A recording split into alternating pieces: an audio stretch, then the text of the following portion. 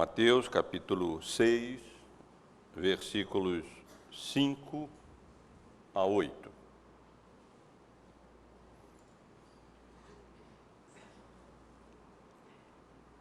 Diz assim, meus irmãos, a palavra do Senhor. E quando orardes, não sereis como os hipócritas, porque gostam de orar em pé nas sinagogas e nos cantos das praças para serem vistos dos homens. Em verdade vos digo que eles já receberam a recompensa. Tu, porém, quando orares, entra no teu quarto e, fechada a porta, orarás a teu Pai em secreto, e teu Pai que vê em secreto te recompensará. E orando, não useis de vãs repetições como os gentios, porque presumem que pelo muito falar serão ouvidos. Não vos assemelheis, pois, a eles, porque Deus, o vosso Pai, sabe o de que tendes necessidade antes que lhe o peçais. Meus irmãos, o ensino bíblico sobre a oração é abundante. Na realidade, há centenas de passagens bíblicas, centenas de referências bíblicas à oração, contendo exortações para nós, contendo instruções sobre como nós devemos orar e inúmeros exemplos de orações preciosas para o nosso ensino. O Antigo Testamento contém vários exemplos de orações de homens de Deus, tementes ao Senhor, e que servem como modelo, como padrão para nós. No Novo Testamento encontramos várias orações também e várias orações do nosso Senhor Jesus Cristo. Cada vez mais eu tenho desejo e vontade de ter a oportunidade, assim como temos feito aos domingos na escola dominical pela manhã, estudando de forma mais sistemática vários temas bíblicos, fazer isso acerca da oração. Porque o ensino bíblico sobre a oração é abundante e precioso e como nós precisamos dele. Espero, com a graça de Deus, ter a oportunidade de poder fazer isso. Várias passagens na Bíblia, várias palavras são usadas, tanto no Antigo Testamento, como no Novo Testamento, para designar a oração. Essas palavras são traduzidas normalmente na nossa Bíblia por oração, por súplica, por petição, por ação de graça, por intercessão, etc. Há vários termos que designam essa que é, talvez, ou certamente, a atividade, ou uma das atividades mais solenes que o ser humano pode realizar nesta vida. Quando nós, através da oração, temos acesso à presença de Deus pelo sangue do seu Filho, pela obra redentora de Cristo Jesus e através e por meio da intercessão do Espírito Santo de Deus, que nos ensina a orar e que, em certo sentido, traduz as nossas orações para que ela se torne aceitável diante do Senhor. E essa é uma das passagens bíblicas mais preciosas sobre esse tema, a oração. Os irmãos têm acompanhado a nossa exposição no Evangelho de Mateus e agora no Sermão do Monte. Já tivemos a oportunidade de considerar, no capítulo anterior, o capítulo 5, o caráter do cidadão do reino, a função do cidadão do reino como sal da terra e luz do mundo, o cidadão do reino e a lei de Deus, com os vários exemplos que Jesus nos deu no capítulo 5, acerca do homicídio, do adultério do divórcio, dos juramentos, da vingança, do amor ao próximo, para ilustrar a justiça que excede em muito a justiça dos escribas e dos fariseus hipócritas. E no domingo passado, nós começamos o nosso estudo do capítulo 6 do Evangelho de Mateus, Sermão do Monte, aonde, dos primeiros 18 versículos, o Senhor Jesus aborda uma questão importantíssima para nós. A questão da genuína, da verdadeira piedade cristã. E assim como ele fez no capítulo 5, quando ele lançou o seu tema no versículo 20, porque vos digo que se a vossa justiça não excederem muito a dos escribas e fariseus, jamais entrareis no reino dos céus, e passou a ilustrar a sua declaração com vários exemplos, aqui também, nessa segunda parte, no capítulo 6, o Senhor Jesus, depois da sua declaração, tema desses 18 versículos, no versículo 1 do capítulo 6, guardai-vos de exercer a vossa justiça diante dos homens, com o fim de serdes vistos por eles, de outra sorte não tereis galardão junto do vosso Pai Celeste.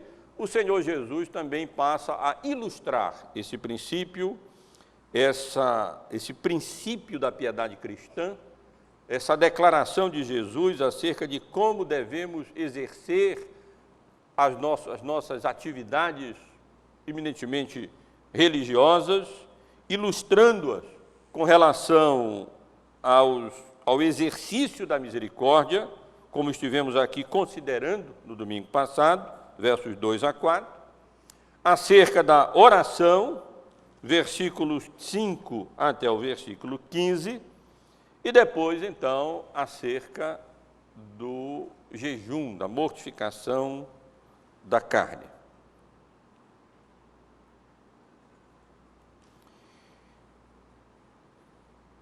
O texto que lemos encontra-se, na realidade, a segunda, portanto, ilustração que Jesus nos oferece para nunca estudarmos um texto fora do seu contexto, dessa admoestação, da sua advertência no versículo 1, quando nós somos exortados a guardar-nos de exercer a nossa justiça, a nossa piedade, a nossa retidão diante dos homens, com o fim de sermos vistos por eles. Porque se assim nós fizermos, nós não teremos a aprovação de Deus, nosso Pai Celeste. E esse ensino, essa segunda ilustração, o ensino de Jesus sobre a oração, se encontra dividido em duas partes. A primeira parte, nos versos que lemos, do verso 5 até o verso 8, nós encontramos as instruções de Jesus sobre a oração, nesse contexto, desse tema, desse princípio declarado no versículo 1 do capítulo 6.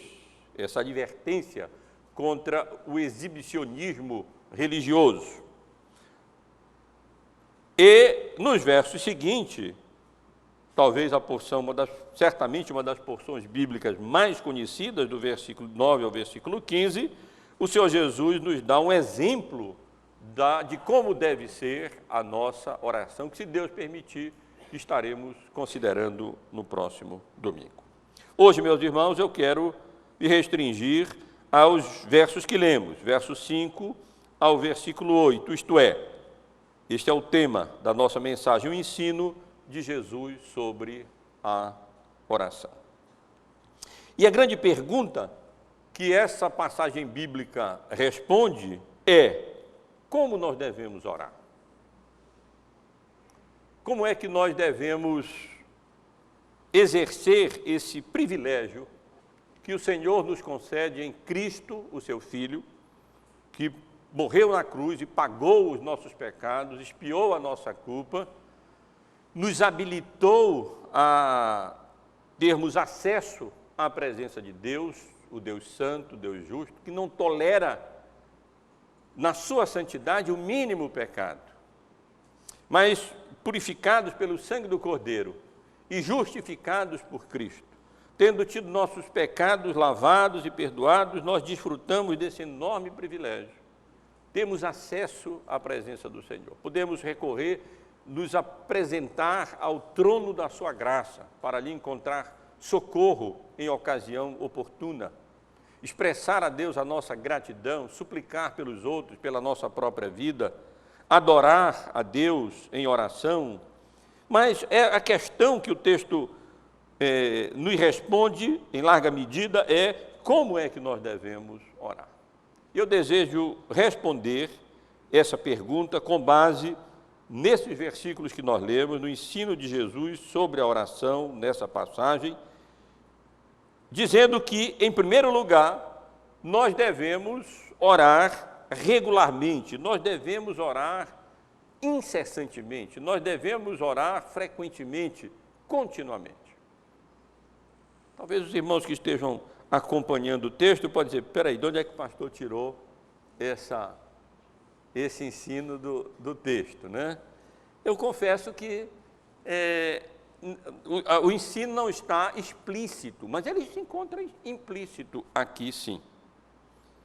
E se encontra implícito quando Jesus, logo no início, não diz, se orardes, mas sim, quando orardes. Tanto no versículo 5, e quando orardes, como no versículo 6, tu, porém, quando orardes, como no versículo 7, quando ele diz, e orando, usando um particípio grego, dando a ideia de, num processo de oração que deve ser contínuo, constante, particípio presente, como Jesus havia feito e faz com relação às outras ilustrações nesse capítulo, com relação ao exercício da misericórdia e com relação ao jejum, o Senhor Jesus simplesmente assume que a oração é um elemento regular, cotidiano, frequente, comum, diário na vida cristã. Ele não nos exortou os seus discípulos, os cidadãos do reino, a exercerem a misericórdia na passagem que nós lemos na semana passada. E nem vai nos exortar a jejuar. Ele simplesmente assume que essas são práticas normais e práticas regulares. E a própria maneira, portanto, como o Senhor Jesus inicia o seu tratamento dessa questão da oração, ilustração, tanto no versículo 5, 6, como no versículo 7, simplesmente assume que os seus discípulos devem orar regularmente, oram regularmente, como de fato nós devemos fazer. Convém lembrar que os primeiros crentes, os primeiros cidadãos do reino, foram judeus. E os judeus não somente oravam diariamente, mas eles oravam no mínimo 3 vezes por dia, pela manhã, à tarde e à noite. Geralmente, pelo menos nesses horários, os judeus se prostravam em oração, e muito mais vezes do que essas, normalmente eles costumavam apresentar as suas súplicas, as suas adorações, a sua expressão de gratidão diante do Senhor. E o ensino bíblico geral não deixa dúvida acerca do fato de que nós devemos orar diariamente, nós devemos orar com frequência, tanto nós precisamos separar um tempo diário para a oração, naquilo que considerarmos ser a melhor, pelo menos a melhor porção do dia, para nos separarmos e ali intercedermos e orarmos diante de Deus, suplicarmos a graça, a misericórdia, o favor de Deus, apresentarmos a Ele a nossa gratidão por tantas bênçãos que Ele nos tem dispensado. Não faltam motivos para nós orarmos por nós, pela nossa família, expressando a nossa gratidão pelos nossos irmãos em Cristo, os problemas que eles enfrentam e assim por diante. Assim como na Bíblia nós somos orados, no Novo Testamento inclusive, somos instados a orar de forma incessante, de forma contínua, de forma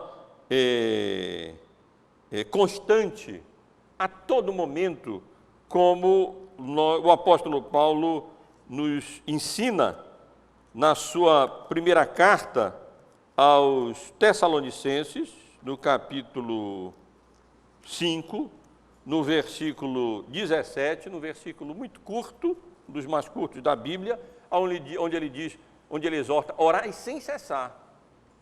Orai sem cessar. Os irmãos não precisam virar tantas páginas e localizar esse versículo, que diz simplesmente isso, orai sem cessar. Não faz tanto tempo que a gente estudou, eu confio que vocês têm certeza que eu não estou inventando esse versículo aqui, que é conhecido dos irmãos. E o próprio apóstolo Paulo fazia aquilo que ele exortava que os crentes de Tessalônica fizessem. Várias vezes nas suas cartas, ele faz referência ao fato de que ele orava incessantemente pelos seus leitores. Aqui mesmo, na carta aos Tessalonicenses, no capítulo 2, no versículo 13, Paulo diz assim, outra razão ainda temos nós para incessantemente dar graças a Deus, é que tendo vós recebido a palavra que de nós ouvistes, que é de Deus, acolhestes, não como palavra de homens, e sim como em verdade é a palavra de Deus, a qual com efeito está operando eficazmente em vós. Então, meus irmãos, ainda que de forma implícita, não tão evidente, a primeira lição que Jesus nos dá nessa passagem é que nós devemos orar de maneira regular, de maneira até sem cessar. Nós não precisamos fechar os olhos sempre para nos dirigirmos a Deus em oração.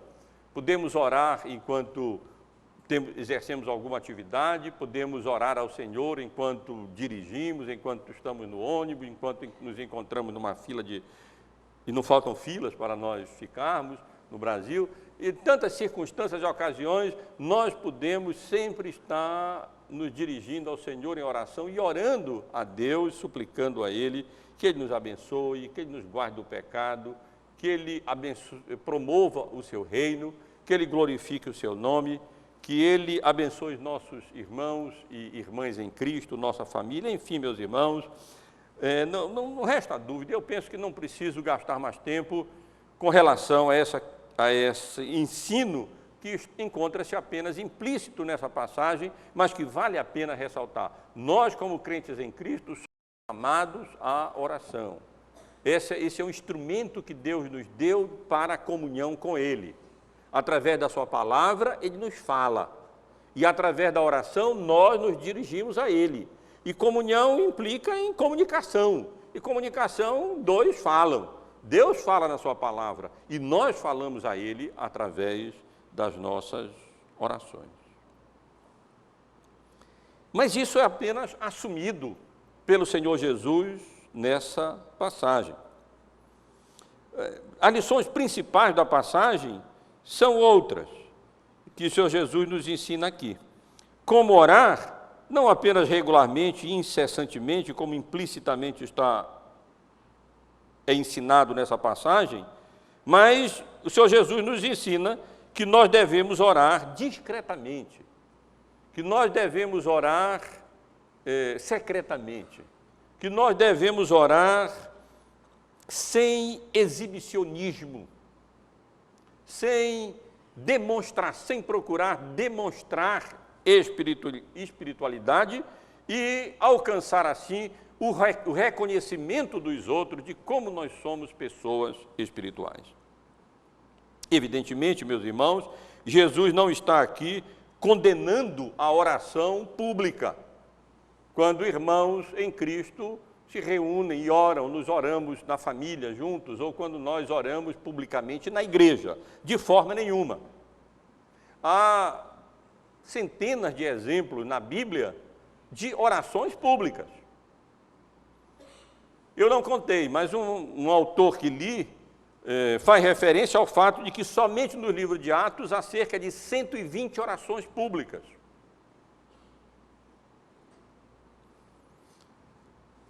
Fiquem tranquilos, eu não vou ler essas referências para os irmãos.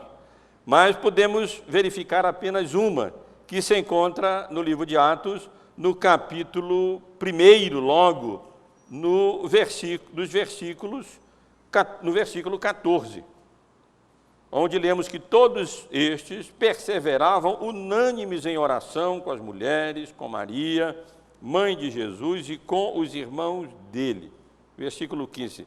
Naqueles dias levantou-se Pedro no meio dos irmãos. Ora, compunha-se a assembleia de umas 120 pessoas. Ali estavam 120 pessoas, e essas pessoas estavam orando de forma pública, em oração pública. E, meus irmãos, que fique bem claro, o Senhor Jesus não está aqui condenando quando nós nos reunimos em oração na igreja ou oramos publicamente, como fizemos agora há pouco, como o presbítero Célio fez há pouco, e como nas nossas reuniões de quarta-feira, aqui nos congregamos com o objetivo específico de orar para agradecer a Deus, louvar o seu nome publicamente.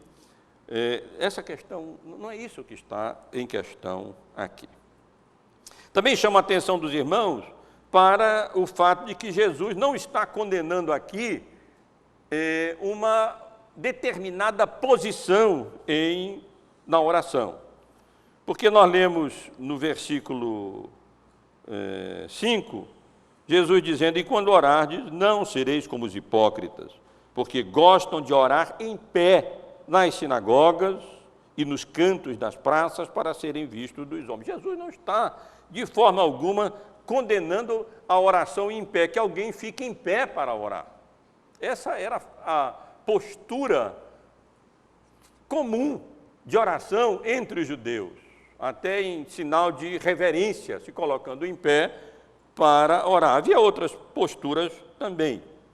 Me parece que isso fica evidente a partir da parábola muito conhecida de Jesus sobre o fariseu e o publicano. Nessa parábola, Jesus condena a atitude do fariseu, que diz o texto,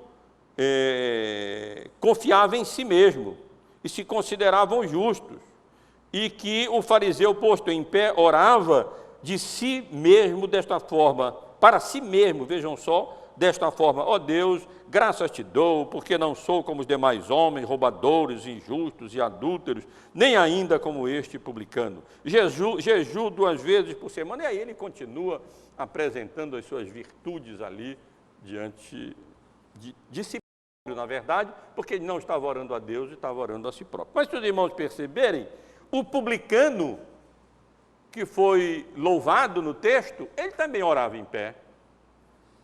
O publicano, estando em pé, longe, não ousava nem ainda levantar os olhos aos céus, mas batia no peito, dizendo: ó Deus, sê propício a mim, pecador. Então, meus irmãos, daqui, da passagem que estamos considerando, o Senhor Jesus não está condenando nos colocarmos em pé e orarmos em pé. A questão, na realidade, não é essa. O ensino de Jesus aqui, negativamente, é que nós não oremos como os hipócritas, como o próprio Senhor, como o Senhor Jesus diz aqui: quando, pois, orardes, não sereis como os hipócritas. Ou seja, como pessoas que, como os atores antigos, cuja palavra hipócritas significava, que colocavam uma máscara e então representavam um papel num teatro, que nós não sejamos como essas pessoas, fingidas, falsas, que simplesmente representam um papel, como que com uma máscara no rosto, preocupado mais com aquilo que as pessoas vão achar delas, com a sua reputação de espiritualidade, do que em agradar a Deus e agradar ao Senhor. Ainda negativamente, Jesus condena aqui essas pessoas que gostavam de orar em pé nas sinagogas e nos cantos das praças. Eles gostavam disso, eles apreciavam esse tipo de coisa. A grande realidade, meus irmãos, é que as pessoas têm interesses, naturalmente têm interesses diferentes. Tem pessoas que são altamente inclinadas apenas para o lazer, para o prazer. Outras para a preguiça. Elas nem se preocupam tanto com o lazer e o prazer. Desde que elas ficam sentadinhas ali, deitadinhas e dormindo e cochilando, está bom demais. outras são inclinadas para buscar o trabalho, e são altamente trabalhadoras. Mas há também pessoas que são naturalmente religiosas, gostam de ser religiosas. Não importa se elas são evangélicas, ou se elas são espíritas, ou se elas são católicas, ou se elas são macumbeiras, seja lá o que for, elas têm pessoas que são naturalmente religiosas, gostam disso.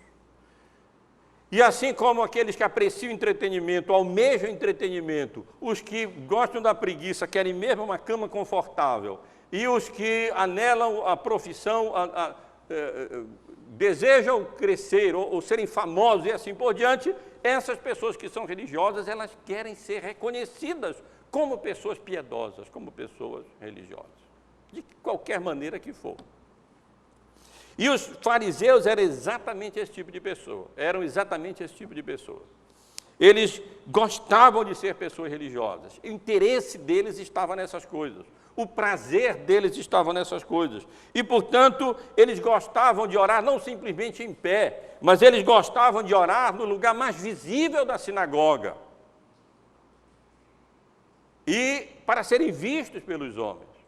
E eles gostavam de orar, inclusive, nos cantos das praças. A ideia aqui no termo grego é naquelas esquinas mais movimentadas das ruas, onde as pessoas passavam mais cheias, aí eles se colocavam lá e se curvavam, então oravam em pé para que todos pudessem ver que eles estavam orando, porque o propósito deles era se manifestarem aos homens, era alcançarem reputação de pessoas religiosas, de pessoas altamente piedosas, conhecidas como pessoas de oração. O termo aqui traduzido como para serem vistos é da mesma palavra utilizada na Bíblia para a epifania de Cristo. O verbo que aqui encontramos é o verbo phaino. E epifania de Cristo é uma palavra grega também, que vem de phaino, e que dá essa ideia de exibição, de mostra, de aparição, de demonstração. Quando o Senhor Jesus voltar em glória, todo olho verá. E a visão será pública exatamente para que todos vejam. E isso porque Deus é glorioso e Jesus merece de nós todo louvor, todo reconhecimento, toda honra e toda adoração. Mas Jesus aqui condena essa atitude que faz com que as pessoas se mostrem e façam o possível e o impossível para que os outros as reconheçam como pessoas religiosas, como pessoas espirituais, como pessoas piedosas. A consequência, diz o texto, é que eles alcançariam apenas aquilo que eles tanto queriam, isto é, o reconhecimento e admiração de homens, e não o reconhecimento e admiração de Deus. O ensino de Jesus positivo com relação a isso está aqui subentendido que deveria ser oposto a esse dos hipócritas aqui mencionado.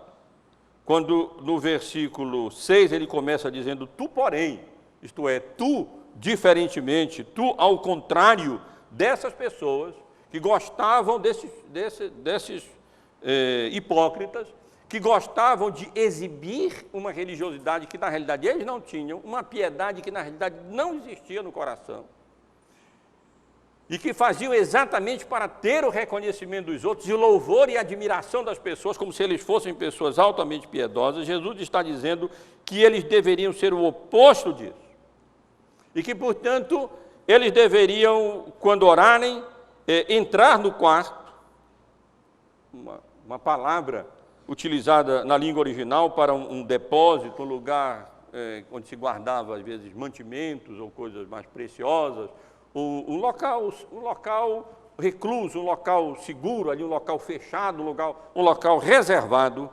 E Jesus enfatiza ainda que deveria fechar a porta, e com a porta fechada, para não serem incomodados, não serem desviados desse propósito de se concentrarem não em si mesmos e não nos outros, mas em Deus, ali então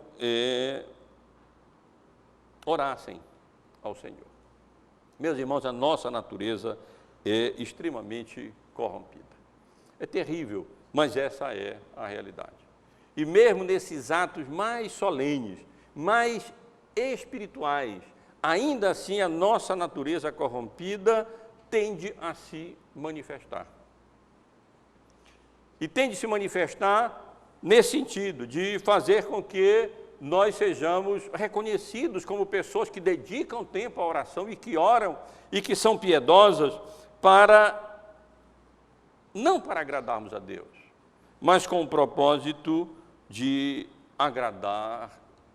não agradar aos homens, agradar a si próprios, através do reconhecimento, do louvor e da admiração das outras pessoas. Eu entendo que essas palavras de Jesus aqui não significam que nós temos que sempre orar num lugar trancado e que ninguém pode nos ver em oração. Não é essa a intenção do texto. A intenção de Jesus aqui é exatamente nos ensinar que nós não devemos, na oração, nos concentrar nos outros, nem nos concentrar em nós mesmos, nem em fazer isso para exibição dos outros, mas no sentido de que possamos orar ao Senhor realmente e não a nós próprios ou a outras pessoas. E entendo que nós quebramos isso, nós falhamos isso, não apenas quando gostamos de nos colocar em lugar público para serem vistos pelos outros, mas tão pecaminoso é o nosso coração que mesmo no quarto trancado é possível fazer isso para exibição. Se as pessoas sabem que a pessoa faz questão de demonstrar, bom, agora eu vou para ali que é para orar, para ninguém me ver, aí é a mesma coisa que está se exibindo publicamente. Eu já li acerca de exemplos de pessoas que se trancavam e tudo, mas oravam tão alto que todo mundo que passasse no quarteirão sabia que estava ali orando. Quer dizer, em secreto, tudo que não era em secreto ali naquele quarto fechado. Quem sabe Jesus diz fechada a porta para eliminar essa possibilidade decorrente de corações iníquos e impuros como o nosso, de nos fazer entrar no quarto e deixa a porta ali meio aberta para ver se alguém entra e vê que a gente está orando em secreto. Tão terrível e pecaminoso é o coração humano. Deus vê em secreto e em secreto Ele nos recompensa. Tudo que não podemos fazer no que diz respeito à oração é fazer para exibição dos outros, para mostrar para os outros que nós estamos orando, ou que somos pessoas altamente piedosas. Eu confesso aos irmãos que quando eu vejo aquelas caras piedosas assim, me dá um arrepio, porque tem aquela cara piedosa, aquela cara assim de... não tem porquê, na realidade, ser assim. Lloyd Jones conta um episódio no comentário dele sobre o Sermão do Monte, interessante, que ele leu de uma biografia de um homem que teria nascido no início do século XIX, e o autor fez uma biografia elogiando aquele homem, um homem muito espiritual, um homem de oração, e ele menciona um exemplo aqui, quando ele saía de um quarto para o outro, às vezes ele caía de joelhos no corredor e começava a orar. E o biógrafo conta isso para exaltar como aquele homem era piedoso e como aquele homem é oração. E Lloyd Jones coloca uma enorme interrogação sobre a espiritualidade daquele homem, e parece que ele está certo à luz de uma passagem bíblica como essa. Mas o Senhor Jesus aqui nos ensina, com relação a como devemos orar, que nós devemos orar regularmente e incessantemente, de forma implícita, isso é ensinado, mas de forma explícita, discretamente, sem exibicionismo, mas também ele nos ensina que nós devemos orar naturalmente, nós devemos orar sem vãs repetições, como o texto nos coloca aqui. No versículo 7, o Senhor Jesus diz, orando não useis de vãs repetições, como os gentios, porque presumem que pelo muito falar serão ouvidos. Não vos assemelheis, pois, a eles. E aqui Jesus está nos ensinando exatamente isso, que nós, nas nossas orações, nós não devemos ser como os gentios, como os adoradores de ídolo, como os adoradores de Baal, como aquelas pessoas religiosas do Oriente, como eles tinham várias formas de orações repetitivas. No nosso contexto mais próximo, basta nós pensarmos no rosário católico, ou no terço católico, aonde vai se contando e repetindo aquelas orações. Como se pelo muito repetir e como pelo muito falar nós seríamos ouvidos. Como se a resposta de Deus às nossas orações dependa do tamanho da nossa oração. Jesus condena, meus irmãos, essa atitude aqui.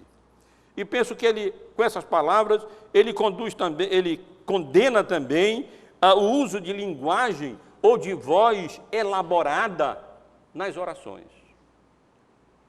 Para mim isso não passa de vã repetição, de preocupação com a pessoa em si, como se Deus estivesse preocupado em que as nossas orações fossem formuladas em palavras bonitas, em uma linguagem elaborada, ou com uma voz alterada, de alguma maneira ou de outra. Em que isso, o que isso tem a ver com a nossa piedade e como isso pode agradar mais a Deus do que nós orarmos de forma natural, de forma concisa, de forma direta, de forma breve, como nós podemos de fato orar. Quando um filho chega a um pai, ele não precisa usar de uma linguagem elaborada, né, para lhe pedir ou lhe agradecer ou fazer alguma coisa assim. Mas sim de uma linguagem espontânea, de uma linguagem natural, não forçada. E penso com outros intérpretes dessa passagem que Jesus está condenando aqui qualquer tipo de artificialidade nas nossas orações ou essa tendência pagã de que através de vãs repetições, como me fugiu o nome, o termo que eles usam, paganismo, para expressar esse tipo de coisa, um mantra, essa palavra mantra, de várias repetições assim, nós sejamos ouvidos ou as nossas orações serão respondidas. Como se nós tivéssemos que convencer a Deus, ou então fazer com que Ele conhecesse aquilo que Ele não conhece, Ele que é onisciente, onipresente e onipotente. Nós não oramos para que Deus conheça as nossas necessidades. E nós não, porque Ele já conhece todas elas. Nós não oramos para convencer a Deus a responder os nossos pedidos. Nós oramos porque Deus assim nos admoesta e nos exorta, mantemos comunhão com Ele, e é natural como vamos ao nosso Pai, irmos a Deus e colocarmos diante deles as nossas dificuldades, as nossas lutas e a nossa gratidão. Talvez um dos melhores exemplos na Bíblia acerca desse tipo de oração condenada aqui e do tipo de oração correta com relação à vã repetição, nós encontramos no livro de Reis, no capítulo 18, a partir do versículo 17. É uma passagem muito conhecida, Elias e os profetas de Baal no Monte Carmelo. Elias desafia aqueles profetas a pegarem a oferenda, um carneiro, e a oferecerem sacrifício a Baal, e a orarem e pedirem então que descesse fogo do céu e queimasse aquele sacrifício. E diz o texto que aqueles 450 profetas de Baal e os 400 profetas do poste ídolos que comiam na mesa de Jezabel, passaram orando desde a manhã até o meio-dia, no sentido de que Baal respondesse, caísse fogo do céu e consumisse a sua oferenda. Tomaram um novilho, verso 26, que lhe fora dado, prepararam-no e invocaram o nome de Baal desde a manhã até o meio-dia, dizendo: Baal, responde-nos. Porém não havia uma voz que respondesse. E manquejando, e se movimentavam ao redor do altar que tinham feito. Ao meio-dia Elias zombava dele, dizendo: clamai em voz alta, em altas vozes, porque ele é Deus. Pode ser que esteja meditando, ou atendendo a necessidades, ou de viagem, ou a dormir, e então despertará. E eles clamavam em altas vozes, e se retalhavam com facas e com lancetes, segundo o seu costume, até derramarem sangue. Mas nenhuma voz era ouvida, e as orações não eram respondidas. E a partir do versículo 30, nós lemos como Elias chamou o povo até si, e então não apenas colocou os novilhos em pedaços sobre o altar e a lenha, mas ainda encheu de água a oferta. Versículo 34, e disse: enchei de água 4 cântaros, e derramai-a sobre o altar, o holocausto, e sobre a lenha. Disse ainda: fazei a segunda vez, e o fizeram. Disse mais: fazei a terceira vez, de maneira que a água corria ao redor do altar, e ele encheu também de água o rego. No entanto, verso 36, no devido tempo, para se apresentar a oferta de manjares, aproximou-se o profeta Elias e disse: ó Senhor, Deus de Abraão, de Isaque e de Israel, fique hoje sabido que tu és Deus em Israel, e que eu sou teu servo, e que segundo a tua palavra fiz todas estas coisas. Responde-me, Senhor, responde-me, para que este povo saiba que tu, Senhor, és Deus, e que a ti fizeste retroceder o coração deles. E então caiu fogo do céu, e consumiu o holocausto, e a lenha, e as pedras, e a terra, e ainda lambeu a água que estava no rego. O que, vendo todo o povo, caiu o rosto em terra e disse: ó Senhor Deus, ó Senhor Deus. Disse-lhes Elias: lançai mão dos profetas de Baal, que nenhum deles escapem. Lançaram mão deles, e Elias os fez descer ao ribeiro de Quizon, e ali os matou.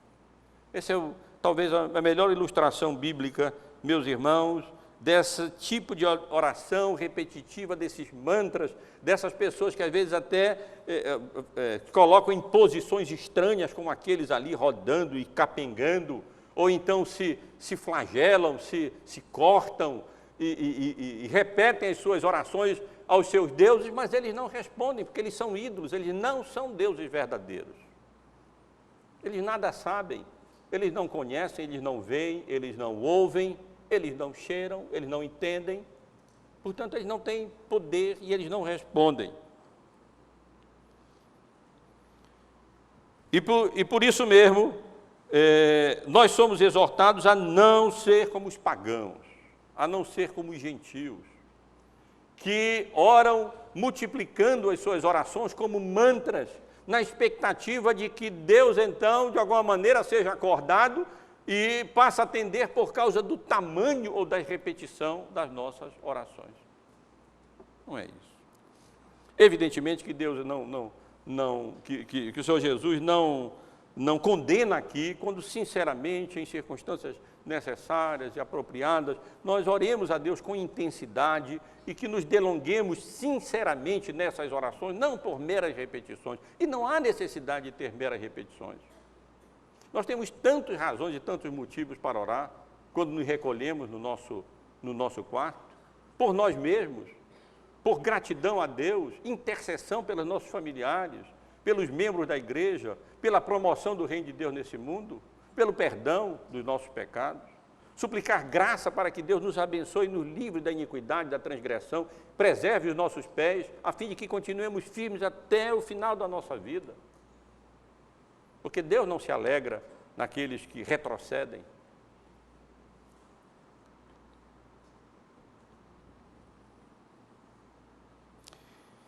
Portanto, essa terceira lição o texto contém. Então, quando orarmos, não precisamos orar de forma artificial, não precisamos orar com vãs repetições, não precisamos orar com linguagens elaboradas para que as outras pessoas admirem ou louvem. Nós não precisamos orar dessas maneiras. Pelo contrário, podemos orar de forma natural, podemos orar de forma simples, de forma direta, específica, com os pedidos que nós temos, apresentando diante de Deus, do Deus que conhece todas as coisas. E, finalmente, meus irmãos, a quarta lição que o Senhor Jesus nos dá sobre como devemos orar, encontramos no final do versículo 8, quando nós lemos: não vos assemelheis, pois, a eles, porque Deus, o vosso Pai, sabe o de que tendes necessidade antes de que lhe o peçais. E aqui Jesus nos ensina que nós devemos orar também confiantemente, com confiança, de forma coerente com aquilo que a palavra de Deus mesmo revela acerca de Deus a quem oramos e dos seus atributos. Quem esse Deus é? Não como se nós estivéssemos orando a uma divindade surda ou de má vontade, como se fosse um ídolo pagão dos gentios, e que nós tivéssemos, de alguma maneira, convencê-lo e comprar o seu benefício, como se Deus não soubesse aquilo que nós precisamos, ou não quisesse, por má vontade, satisfazer a necessidade do seu povo. Como se estivéssemos orando a uma divindade distante, a uma divindade incapaz, que não tem poder para atender às nossas orações. Devemos sim, meus irmãos, positivamente falando, orar como um filho ora a seu pai. Eu não sei se os irmãos observaram, mas essa sessão está repleta da expressão vosso Pai, teu Pai, Pai Celeste. Quer ver?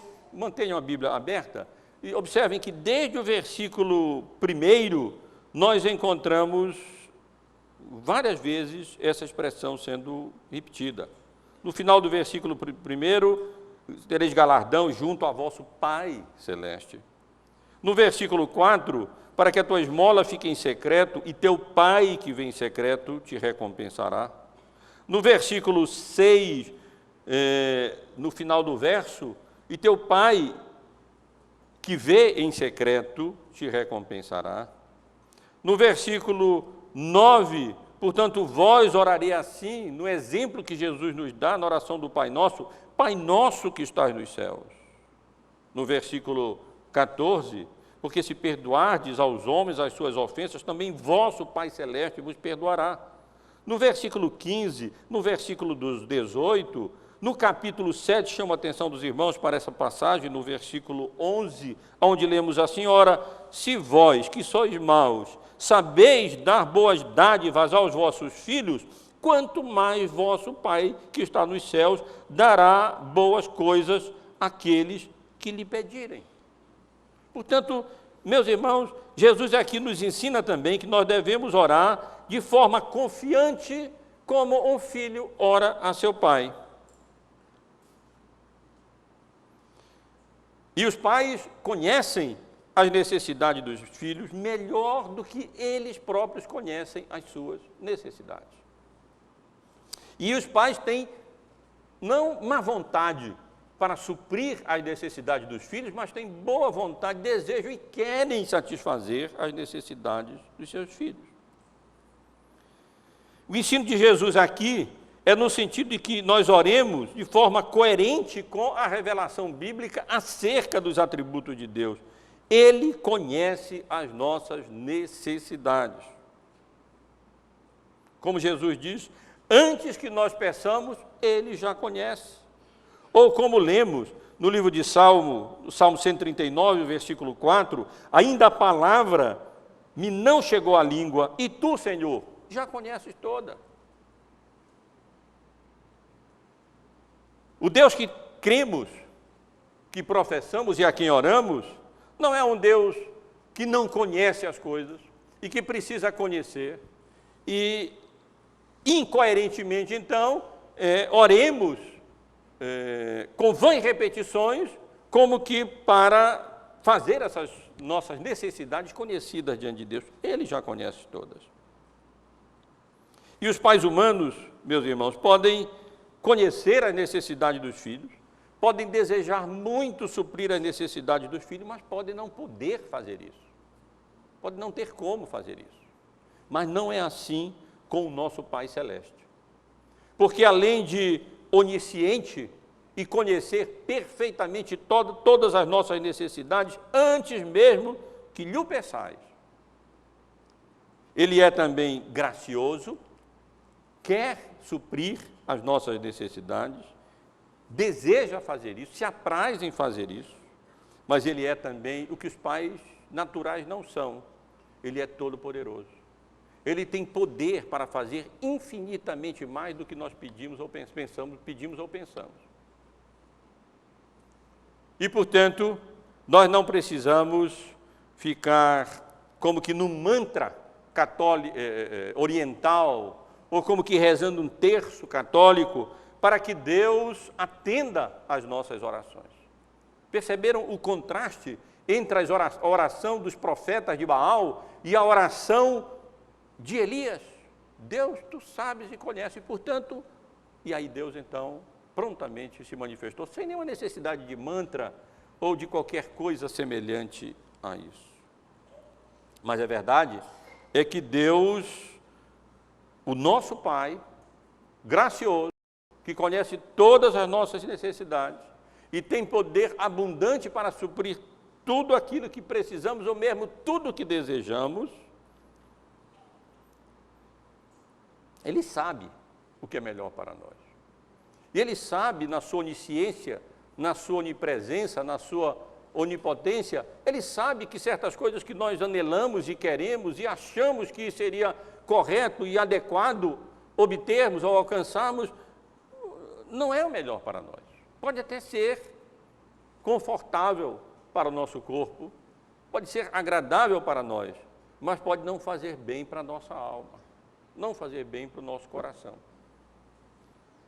não contribuir para o nosso destino eterno na glória. E por isso mesmo, devemos sempre imitar o Senhor Jesus nas nossas orações e dizer, seja feita a tua vontade e não a minha. Ou como Jesus mesmo vai nos ensinar aqui na oração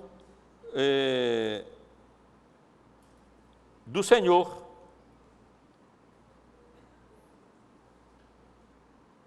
Quando no versículo 10, Jesus nos ensina a orar dizendo, venha o teu reino, faça-se a tua vontade e não a nossa, assim na terra como nos céus. Há uma passagem importante com relação a isso, na primeira carta de João, no capítulo 5, no versículo 14, onde nós lemos assim, e esta é a confiança que temos para com Ele, que se pedirmos alguma coisa segundo a sua vontade, Ele nos ouve, no sentido de que Ele nos atende. Porque Ele é gracioso para conosco. Ele não vai atender as nossas orações nos dando ou atendendo no sentido de nos dar alguma coisa que, na realidade, não vai contribuir para o nosso bem. Pelo contrário, vai contribuir até para o nosso mal. Meus irmãos, essas são as lições de Jesus nessas instruções sobre a oração, ilustrando o princípio contido no versículo 1 do capítulo 6. Guardai-vos de exercer a vossa justiça diante dos homens, com o fim de serdes vistos por eles. De outra sorte, não tereis galardão junto de vosso Pai Celeste. Implicitamente, está ensinado aqui que devemos orar regularmente e incessantemente, mas essa não é a ênfase do texto. A ênfase do texto é que ao orarmos, e evidentemente devemos orar e sempre, devemos fazer isso de forma discreta, sem exibição, de forma natural, sem repetições vãs, de forma confiante, coerente com os atributos do Deus onisciente, onipresente, gracioso, misericordioso e onipotente, mas que sabe o que é melhor para nós. Apenas para concluir, desejo ressaltar algumas aplicações contidas no texto. Primeiro, é chamar a atenção dos irmãos para o fato de quão pecaminosa é a natureza humana e o diabo, quão terrível é a nossa própria natureza. E exatamente por isso a nossa confissão de fé afirma que as nossas melhores obras são impuras e misturadas com fraqueza e imperfeição. Vejam só, até quando oramos, até quando nos colocamos, nos dispomos a buscar a Deus e, com base na obra salvadora de Cristo, nos aproximar do trono da graça e da misericórdia de Deus para adorá-lo, para louvá-lo, para suplicar a sua graça e as suas bênçãos, ainda assim, nós estamos com o olho no vizinho. E ao invés de procurarmos agradar a Deus, mesmo nesses atos mais solenes, a nossa natureza é tão corrompida que ela procura alcançar o louvor e a admiração dos homens, ainda que seja no que diz respeito a essas questões espirituais e a piedade cristã. Deus não se engana com isso. Deus não se ilude com isso. E as manifestações externas de piedade não convencem aquele que conhece o nosso coração e sonda nossa alma, o íntimo da nossa alma e do nosso coração. É impressionante, meus irmãos, como até na oração, um dos atos mais solenes e piedosos, ela pode ser profundamente corrompida pelo nosso orgulho e pelas nossas motivações impuras. Se Deus permitir, no próximo domingo, nós estaremos considerando a oração do Senhor, o exemplo que Ele nos dá, e estaremos aqui extraindo outras lições acerca da oração. Mas, por enquanto, desejo aplicar a mensagem, instando os irmãos a procurarem responder sinceramente as seguintes perguntas. Como você ora? Você ora regularmente, diariamente, até incessantemente, como a Bíblia nos ensina, ou apenas ocasionalmente, sem compromisso com a comunhão com Deus, que da nossa parte implica na oração. Não pode haver diálogo quando um somente fala. Um dos grandes problemas na família é quando não há no diálogo, quando não há, na verdade, comunhão. Na igreja é a mesma coisa. E não pode haver diálogo nem comunhão quando apenas um fala. E, portanto, nós devemos ir a Deus.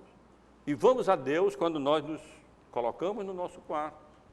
O princípio aqui é a oração secreta.